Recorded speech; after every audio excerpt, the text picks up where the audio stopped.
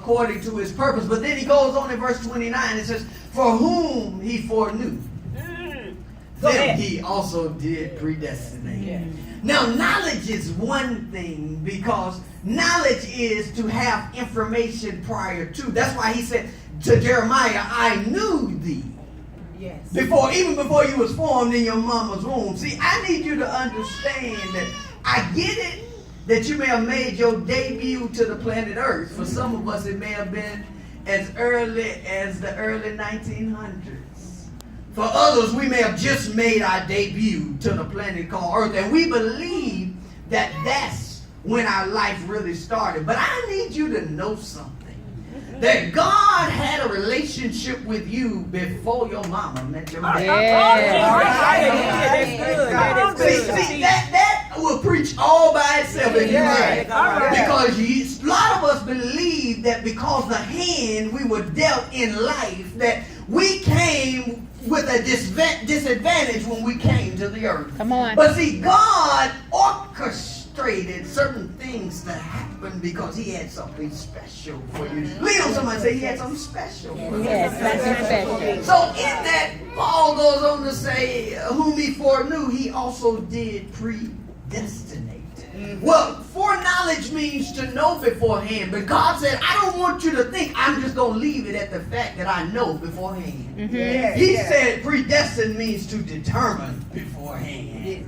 Which means not only did he know, but he orchestrated a journey that was going to assure that you hit the target. Sometimes the journey will cause us agony. You better say it. The journey will cause us to feel uncertain. Come on. Sometimes the journey will take us to a place that we don't even realize we're at the brink of dying. Our journey will take us places sometime that we don't even think God is with us. Yes. Have you ever experienced something that was so horrific and so bad? Oh, Jesus. And it felt so gloomy that you said in your secret voice, I get it that you may have not wanted your prayer partner to Come on. I get it that you may have didn't want your preacher to know that you was experiencing doubt. I get it that as a husband, you didn't necessarily want to become so vulnerable to your wife, but have you ever felt Jesus. All right now. like there was some stuff that was on me that was so heavy that made me want to throw in the towel? But see, what I love about God is God has already predestined your journey. Yes. See, so when you start talking about destiny, I need you to understand that the destiny didn't start with you. But the destiny started with him. Somebody lean on somebody else and tell them it started with him. It started with him. Because see, if you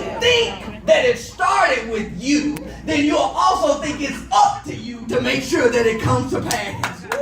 But see, when you understand that he who has begun a good work in you, My God. shall perform it until the days of Jesus Christ. So when you understand that it didn't start with you, you'll start putting all that pressure on you to think that it's got to come to pass. But Paul says, he foreknew, them he also did predestinate to be conformed to the image of his son, which means he had a plan in place with you in mind. Yes. Have you ever had a time where you can just isolate in your mind the steps that God has ordered in order to make sure that certain things happen for you? Yes, God. Now, it becomes difficult when you're in it because the feeling of uncertainty isn't cool.